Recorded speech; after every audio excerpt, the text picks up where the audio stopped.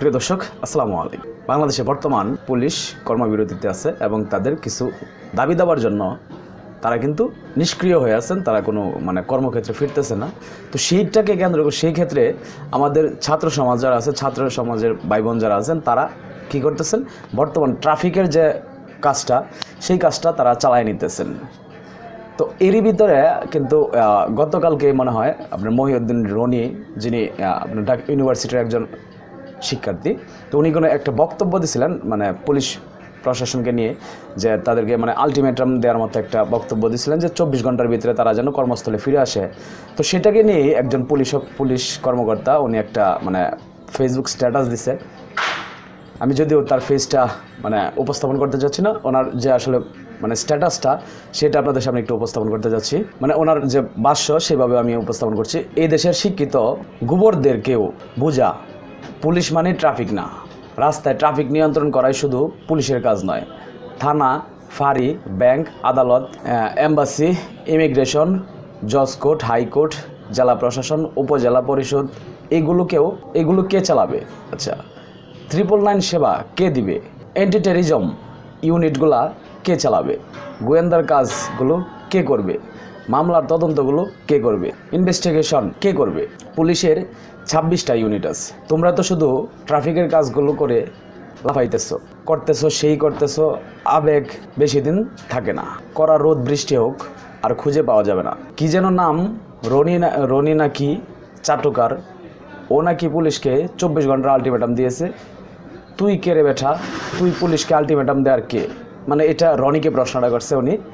যাই হোক, তুই পারলে 2,14,000 পুলিশ বাদ দিয়া নতুন পুলিশ নিয়োগ দিতে বল, আমরা সবাই চাকরি ছেড়ে দেব। তোর একটা কথা বলি, একজন বিসিএস পুলিশের বিসিএস রেজাল্ট আসতে 1 বছর সময় কমপক্ষে, তারপর সে 1 বছরের বেসিক ট্রেনিং করা লাগে, তারপর ইউনিটে যোগদান করে। আর এক বিসিএসের কয়জন পুলিশ ক্যাডার আসে? দেশের মাধ্যমে থানা আছে কয়টা? তুই হিসেব করছস গোবর? আচ্ছা, 26টা ইউনিটের তোর কতজন বিসিএস ক্যাডার লাগবে জানোস সেই বিষয়টা? আর সবাই তো বিসিএস দিয়ে এসেই এসপি, ডিআইজি, আইজি হয়ে যায় না। ইন্সপেক্টর, তার নিয়োগ প্রক্রিয়া চলে 2 থেকে 3 মাস, তারপর ট্রেনিং করে 1 বছর, অতঃপর 1 বছরের শিক্ষা নবিবর্ষ চলে, তারপর মামলা তদন্ত করে। হুট করে আইসাই তো মামলা নিতে পারে না। আর ক্যাডেট সাব ইন্সপেক্টর থেকে ইন্সপেক্টর হয়ে যাইতে পারে না। তাহলে 64 জেলায় কতবার নিয়োগ দেওয়া লাগবে? আর কতবার নিয়োগ দেওয়া লাগে? একজন কনস্টেবল নিয়োগ প্রক্রিয়া 3 মাস, বেসিক ট্রেনিং 6 মাস। পুলিশের কয়েকটা নিয়োগ দেওয়া পর কনস্টেবল শূন্য জায়গা পূরণ করবি। তুই যদি চাস পুলিশকে বাদ দিয়া 2 লাখ নতুন পুলিশ নিবি, তাহলে সময় লাগবে 10 বছর। এই পুলিশের ট্রেনিং দিবে কে? ওদের আইন শিখাবে কে? দুই দিন কর্মবিরতি দেওয়াতে দেশের এই অবস্থা। চিল্লাপাল্লা শুরু করে দিছে জনগণ। থানার সামনে আইসা বীর জমাচ্ছে। 10 বছর কি দিয়ে জনগণকে চালাবি? আর এখন পুলিশ তারা কি ছাত্র ছিল নাকি আকাশ থেকে পড়ে পুলিশ হয়ে গেল? পুলিশ তো ভালো না, তাহলে তোরা কেন পুলিশের চাস? পুলিশ ভালো না হয় এই কথাটা আমি শুধু বলতে চাই, তোরা কেন পুলিশে আসতে চা? আমি আপনার এই কথাটা রিপিট করছি, তারা পুলিশে আসতে চায় যে আপনাদের যে বর্তমান চরিত্রটা মানুষের সামনে উপস্থাপন হয়েছে, আপনাদেরকে যে মানুষ ঘৃণা করে, এটা যেন না হয়। এই জন্য হয়তো তারা চিন্তা করতেছে নতুন একটা ইউনিট তৈরি করার জন্য। এটা আপনার কথার প্রেক্ষিতে আমি বললাম। আমরা অবশ্যই চাই না, আপনাদেরকে অবশ্যই আমরা এই জায়গায় চাই। আমরা কর্মবিরতি করে রাখলাম, দেখি তুই 24 ঘন্টার মধ্যে কি করতে পারস।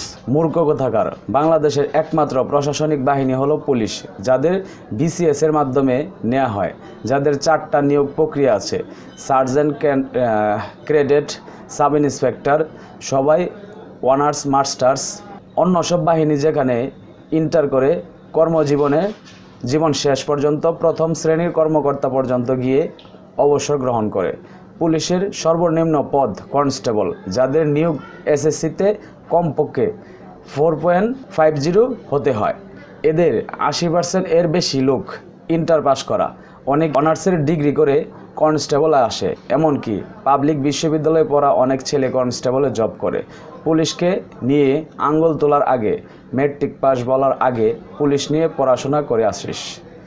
মানে এটা হচ্ছে যেহেতু বর্তমান সময়ে আসলে পুলিশ প্রশাসনকে নিয়ে মানে এই ধরনের মানে আলোচনা সমালোচনা হচ্ছে, বা পুলিশ যেহেতু কর্মবিরতি দিচ্ছে, তো এটাকেই আসলে কেন্দ্র করে রনি রনি যিনি আছেন উনি হয়তো এই ধরনের একটা বক্তব্য দিচ্ছে। তবে কথা হচ্ছে আসলে পুলিশের প্রতি মানে যিনি এই বক্তব্যটা দিচ্ছেন, আমি তার সাথে মানে আপনার বিনয়ের সাথেই আপনাকে আমি প্রশ্নটা করতে যাচ্ছি যে আসলে আপনারা তো এই দেশের প্রহরী, বা আপনারা এই দেশের মানে এই দেশেরই নাগরিক, বা আপনারাও ছাত্র ছিলেন, ছাত্র হয়েই আজকে এই জায়গায় আসছেন অবশ্যই। কিন্তু কথা হচ্ছে আপনাদের প্রতি আসলে মানুষের মানে ঘৃণাটা কেন? এইটা কি কোনো সময় মানে আপনার বিবেককে কোনো সময় প্রশ্ন করছেন, বা আপনার নিজেকে কখনো প্রশ্ন করছেন যে আসলে মানুষের ঘৃণাটা কেন আপনাদের প্রতি জন্মাইলো?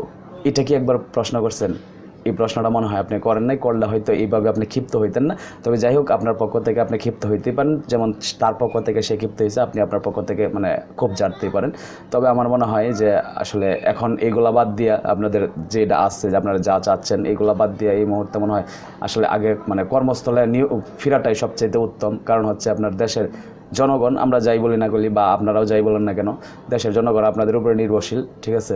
তো এটা মনে হয় আমাদের মানে আপনারা কর্মস্থলে আইসা হয়তো আপনাদের এই দাবি দাবাগুলো আপনারা হয়তো পূরণ করতে পারেন, চেষ্টা করতে পারেন। আপনাদের যে বর্তমান মানে নতুন আইজি মানে যিনি আসছে ওনার কাছে হয়তো আপনারা এটা দাবি জানাইতে পারেন, এই জায়গাতে হয়তো কোনো না কোনো একটা সমাধানে আসতে পারেন। কিন্তু এইভাবে আসলে কর্মবিরতি দিয়ে আপনার দেশের জনগণের এইভাবে বিপদে পালানো, এটা আসলে মনে হয় না যে কোনো ভালো কিছু হইতে পারে। যেমন দেশের সাধারণ জনগণ মারা গেছে, তেমনি পুলিশ মারা গেছে। আমরা আসলে কোনোটাই কাম্য না, বা কারো কাছে এটা কাম্য ছিল না যে একজন পুলিশ প্রশাসন মারা যাক বা এই দেশের একজন নাগরিক মারা যাক। তবে যেটা আসলে মানে এই না আসলে বলার মতো কোনো ভাষা নাই। যে পুলিশ ভাই পোস্টটা দিয়েছেন, আমি ওনাকে উদ্দেশ্য করে বলতেছি, আপনারা আসলে আপনাদের বিবেককে প্রশ্ন করেন যে কেন আপনাদের প্রতি মানুষ ক্ষিপ্ত। এতটুকুই, আর কোনো কিছু বলার নেই। ভালো থাকবেন সকলে। আসসালামু আলাইকুম।